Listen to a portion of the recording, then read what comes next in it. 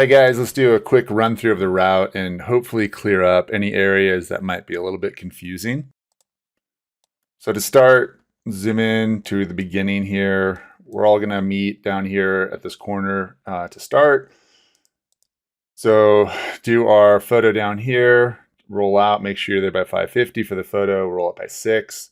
We're gonna do like a chill, easy rollout here until we get to this little single track. So everyone just kind of chill behind me, and then we'll do single track from here on out, and you can go nuts. The It is a little bit confusing through this area here because there's a lot of local trails. So you may see a lot of splits and turns, and it's fine if you end up on something like on a parallel trail. Once you get out of like the Truckee area, and we get on more established trails, it's going to be pretty easy to follow the route. But so just assume that you may see people accidentally make a wrong turn in this one section here. Okay, zooming back, do the Bones Loop. A lot of this stuff's pretty straightforward. Cruise out, get in a hole in the ground. So hole in the ground, we're up by the pass now. This is where you will find some sections of snow and fallen trees. We have had some warmer temps, so a lot of that should be melted, but you will be probably jumping off and doing a little bit of hike a bike here and there.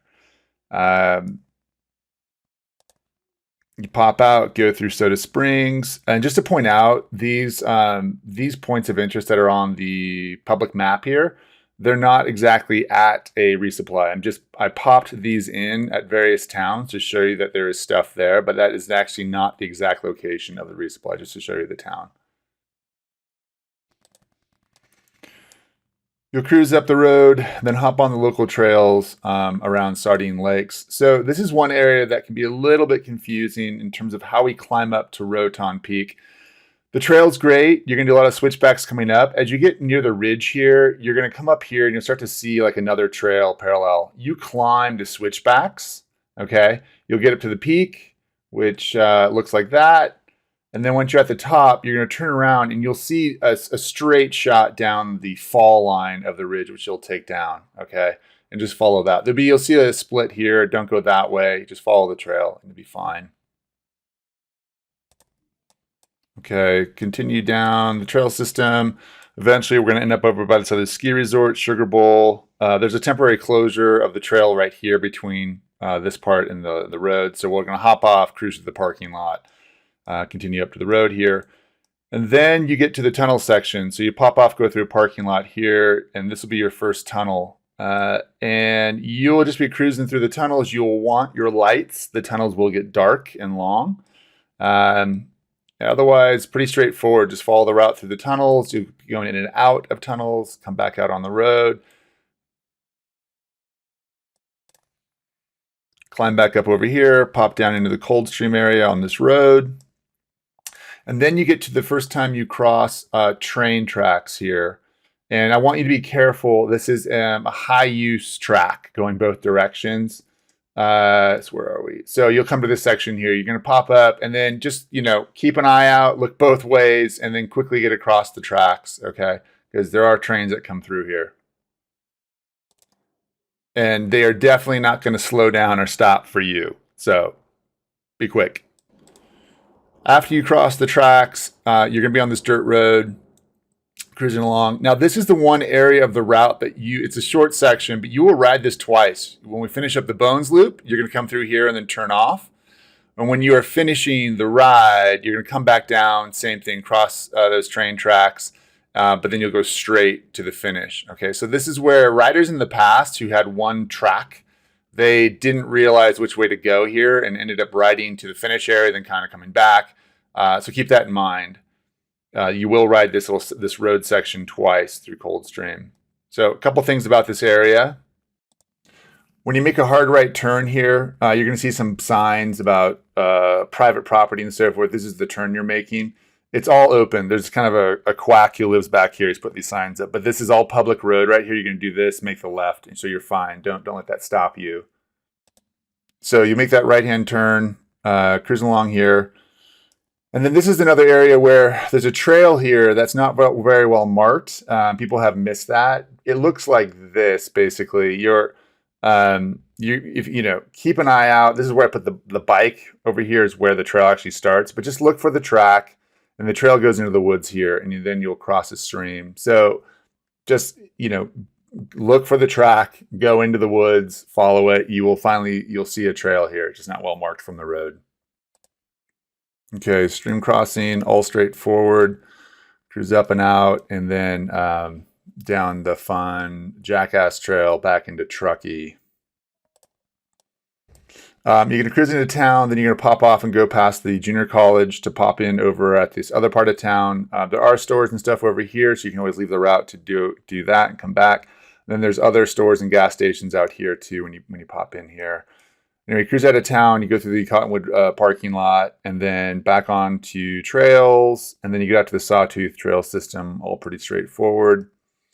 This is one area where I'd recommend, it does get hot on this stretch here. Between Truckee and Watson Lake, it can be a hotter stretch. Just make sure you have enough water to get through there. And I mean, at least I'd say 2 liters should get you through that. Okay, then you'll get to the lake. You'll jump on the Tahoe Rim Trail. We'll cruise along, then we'll drop down towards Kings Beach area, and you'll cross into Nevada. So this area here, you're going to be cruising along. There's a dirt road at this point. But then you get on single track. In this area here, before we get to Incline Village, this stretch gets a little faint as far as the trail. It's a little harder to find. There's been more people going through it now, so you should be able to see it. But if you're a little bit off the track, don't worry, just keep cruising. When it makes this left-hand turn and climbs back up here, it gets really obvious again here. But this area can be a little faint. Anyway, once you're on that, it's clear again. Come back out, you're into incline. Cruising through town, and then doing a road climb out.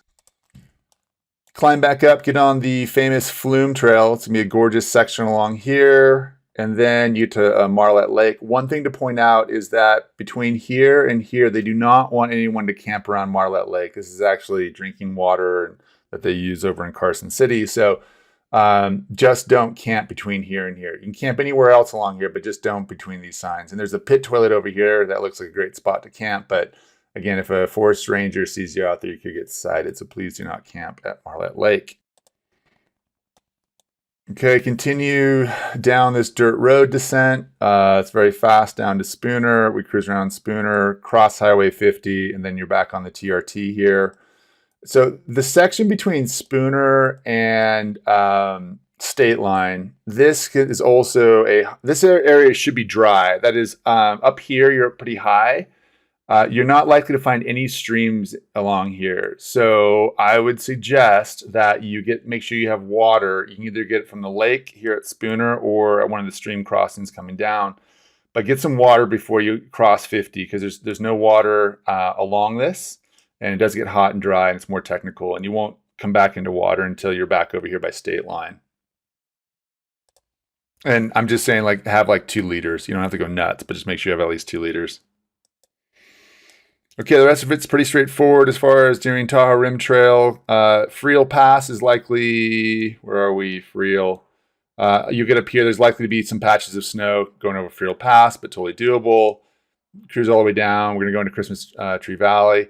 There was the Caldor fire that rolled through here. This is supposed to have been cleaned up. But if they've done some small reroutes on the trail here, just follow whatever the trail is. We may be slightly off. But otherwise, cruise to Christmas Tree Valley, pop out in pavement through Myers, then we're back in and up over towards Fallen Leaf Lake. I will call out, you're going to get up to, before you drop to Fallen Leaf, you're going to be on this ridge. It's a pretty rocky trail. And then you're going to pop out on this pavement here. And it's a steep downhill, and you're like, yeah, you're blasting it. But keep in mind, before you get to the bottom of it, you have a turnoff on single track. Okay, so just don't miss that. Keep an eye on that. Eventually, we'll pop out here onto the highway that goes around the lake. And so you're cruising on the Highway 89. It's beautiful. We will stay on that until we get to the Meeks Bay Resort. That's where you're going to turn off. You're going to kind of go into the resort. There's even a little gate kiosk here. You can go around that because the bike path, the public bike path, is just behind it. So go into the resort, make a left. And this is mandatory. They've This is a much better way to go at this section here. Highway 89 is narrow and people can go 55. It's not great. So hop on the bike path, cruise. There is a section where they have you actually cross Highway 89 to the other side to continue on the bike path. Be very careful on this stretch. People are flying. So just keep an eye on both sides before you cross. Continue the bike path in towards Tahoma. And then we will get off here. You'll see the bike path continue along the left here, but it's pretty janky and that's not so safe. So just get on and continue riding 89 at that point. And then we do pop back off up here to go climb Stanford Rock. And so you'll cross the road, get on the bike path, and then start doing single track. All right, so it's Stanford Rock, up and down, cruising along TRT stuff here. You'll then cross over into towards Palisades, Squaw Valley. Cruise through here, pop back out to 89. Then cruise on 89 for a bit. Then we get off at Pole Creek, big Pole Creek climb up dirt road. Then after you summit out here at the Jackass Ridge Saddle, you're going to be cruising down the dirt road. We are going to make our way into this dirt road, but then we're going to pop off here to go over and hop on the Boo Boo's Trail. It's a local trail. It's going to be a great descent for you to finish on, but it's a little bit hidden in the woods. So you'll be cruising down this dirt road. This is literally where you hop off, and you're going to walk your bike through the woods here.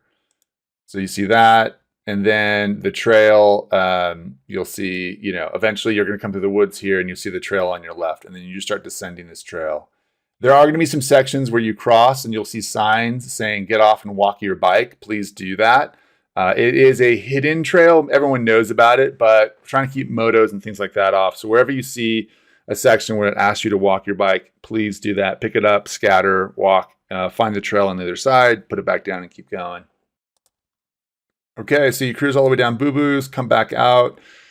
We're going to hit the train tracks here at the bottom. You cruise back around, you're going to cross the stream. Then you'll come back over to where you've crossed the train tracks prior, right, from the Bones Loop. And you overlap on that dirt road, cruise around, and then instead of making a right, you're going to continue towards the finish. So you stay on this dirt road. This is the last section that gets a little bit confusing right before the end.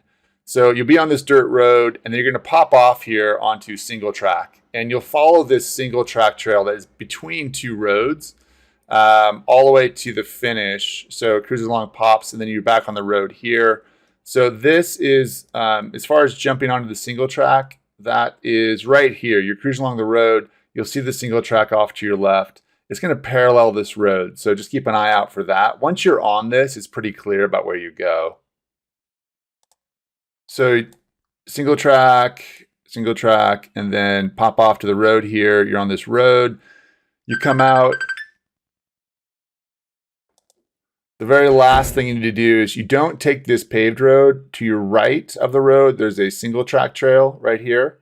Take that, and then there's a turnoff which crosses the road, and then it puts you finally onto this multi-use path to finish. So here's what the multi-use path looks like. Please don't try and burn it through here. There's gonna be walkers and stuff. It's just a short section to the monument, and then you'll come out to the monument. This is under construction, but you can still get it by it. Take a picture, and you're done. And please post any questions to the private writers Facebook group if you have any. Thanks. Good luck.